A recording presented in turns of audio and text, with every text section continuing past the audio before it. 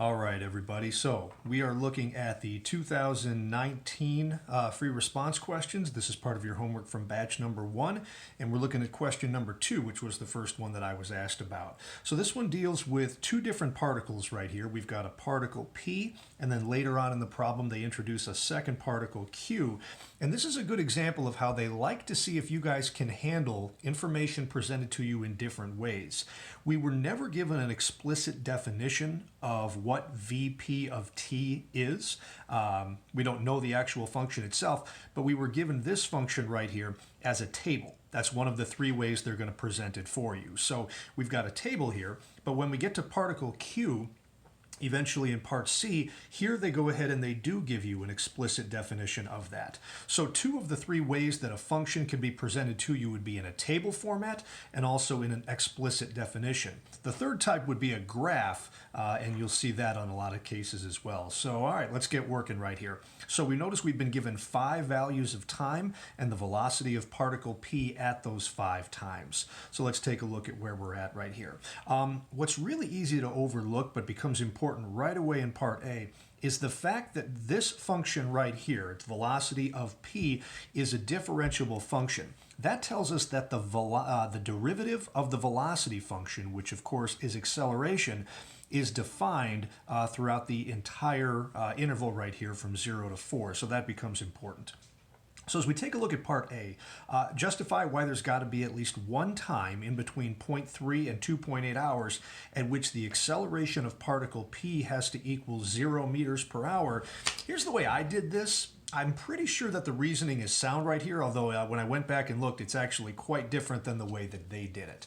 But let's take a look at what's going on right here. What I decided to do was to try to play around with the concept of average acceleration of a function. The definition of average acceleration is change in velocity over change in time.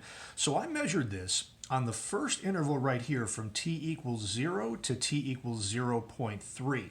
So I subtracted the velocities on top, 55 minus 0, and the times on the bottom of 0.3 minus 0, and I don't actually care what that value is, but it's just clear to me right here that we've got a positive numerator divided by a positive denominator, which means that that average acceleration on the interval from 0 to 0.3 hours is going to be positive.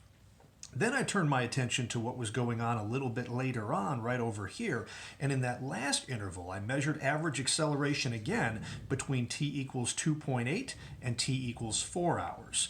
So when we did that, you'll notice here that the velocities now, we ended with a velocity of 48, whereas previously we had a velocity of 55.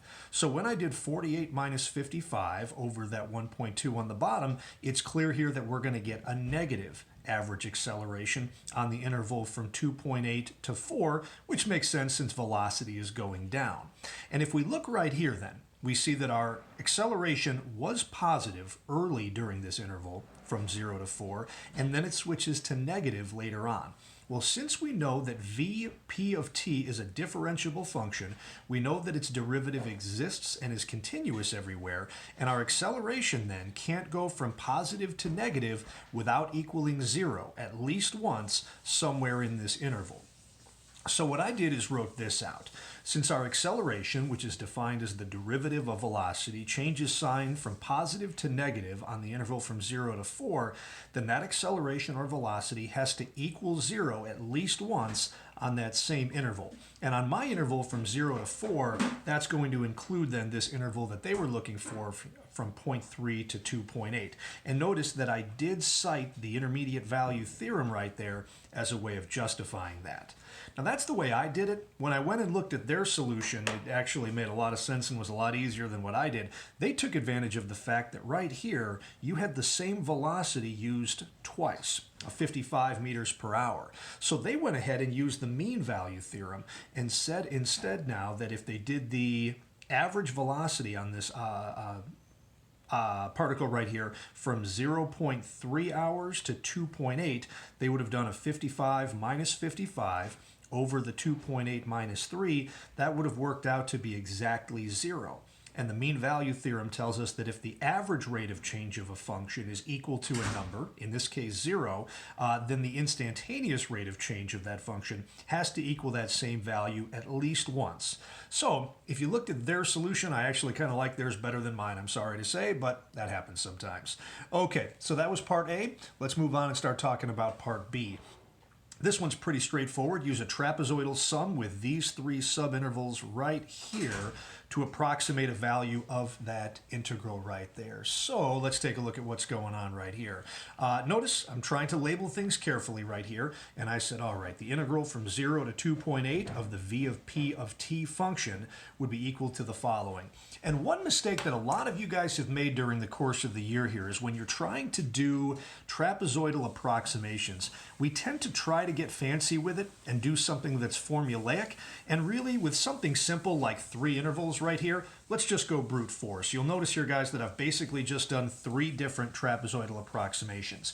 Every time we go to do the area of a trapezoid, we multiply a 1/2 in every one of them times the height of that trapezoid times the sum of the 2 bases here.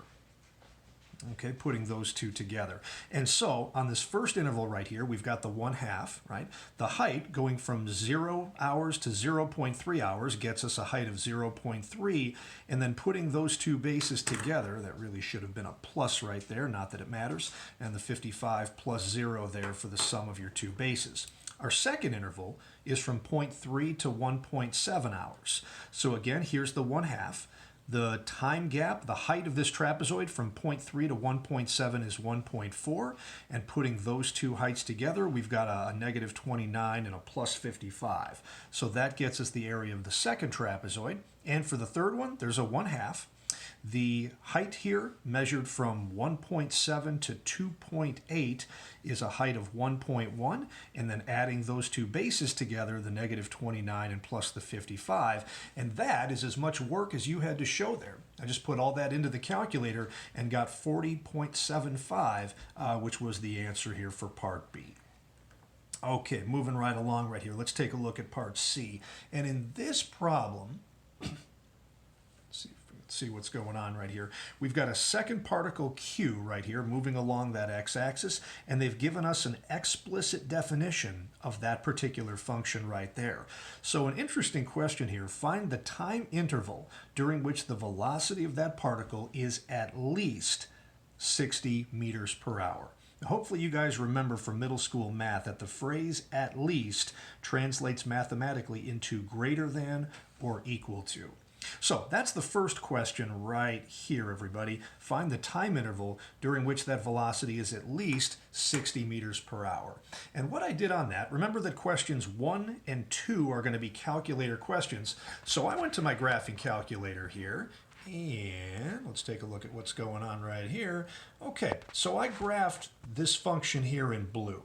I defined it in my calculator right here as VQ of X, and I graphed this thing just changing the window around a little bit. We were only interested in a time window from 0 to 4, so I went ahead, I'll show you guys what I did right here. If I go to Menu, number 4 for Window Zoom, and then 1 for Window Settings, I changed my X minimum to 0, and my X max to 4. And I just took a guess on Y minimum and Y maximum, but I went from 0 to 100, and that seemed to work out really well. That got me pretty much the whole scope of that blue curve.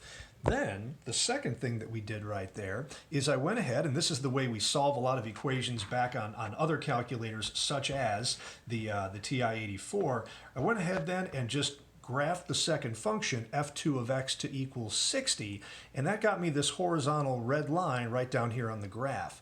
And then from there, we tried to find points of intersection. So we went to Menu, Analyze Graph, and then looked for intersection here, number 4. And in doing that, I came up with, let me get out of there, I came up with these two values. And you'll notice because they're bold that I stored those in my calculator. The way I did that was to click on it once, just to highlight that number, and then I went to Control and then Store right here and put that in as an A and a B. So those are the two values right there, and in between those two values we can see that this blue curve, the velocity of particle Q, is above that line of 60.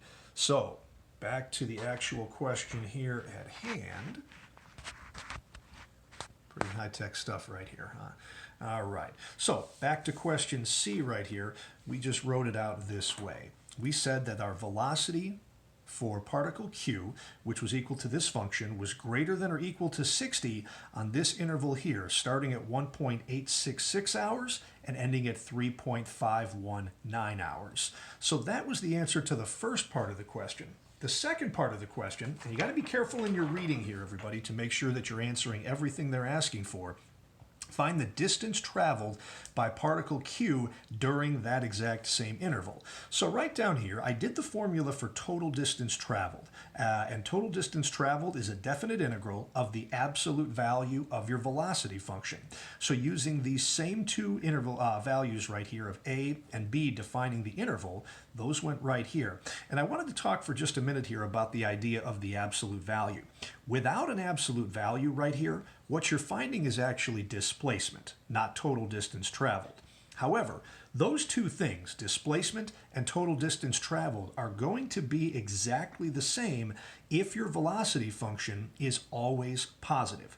We've talked about that a lot this year. Absolute value is meaningless when you know that what's inside was already positive. Well, if we go back to our graph, we know that on this interval, the velocity function was not only positive, it was actually greater than or equal to 60 that whole time. So because this velocity was always positive, I actually left out the absolute value when I went to my calculator and typed that in, but it certainly doesn't hurt to include it. And we came up with this answer here of 106.109. Now, they did not ask for units here, and you should not include them if they don't ask for them, but since velocity was being measured in meters per hour, and we were integrating with respect to time measured in hours, meters per hour times hours was going to get you just plain old meters here for your answer. But again, if they don't tell you to include that, we should leave it out. And the last part of all this, part D, let's take a look at what's going on right here, everybody.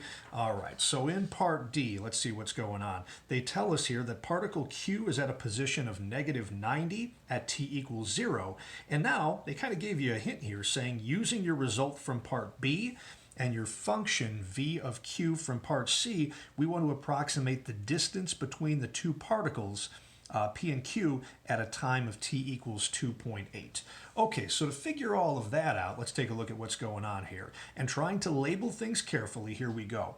S is the variable we usually use for a position function. So the position of particle P measured at 2.8 is equal to, let's remember a couple of things here. What's really going on is that this 0 right here, guys, represents the initial position of particle P. So we might call this S0 or S of 0, and we're going to add to that the delta S, or the displacement, that we came up with in part B. So they told us in the directions, and you had to read this right here, guys, particle P is at the origin at a time t equals 0. Remember, everybody, they very rarely give you red herrings here, extra information that you don't end up using.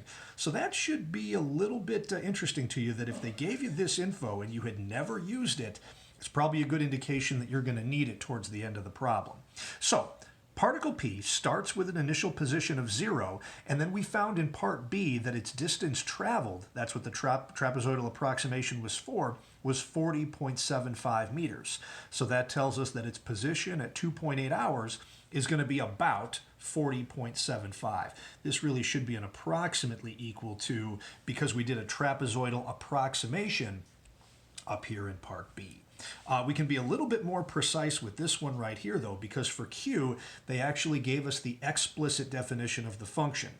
Now, again, what we have right here at -90 is what they tell us in the first line of part D. At time t equals 0, particle Q is at a position of x equals -90. So we start with that initial position, and then we take the definite integral from 0 to 2.8 of the velocity function for particle Q. So we're doing initial position plus displacement, and when I type that into my calculator, I got 45.938. So these are the two positions of the particles, and they wanted us to find the approximate distance between those two. So to find the distance between, all we did is subtract those two answers there and came up with an answer of 5.188.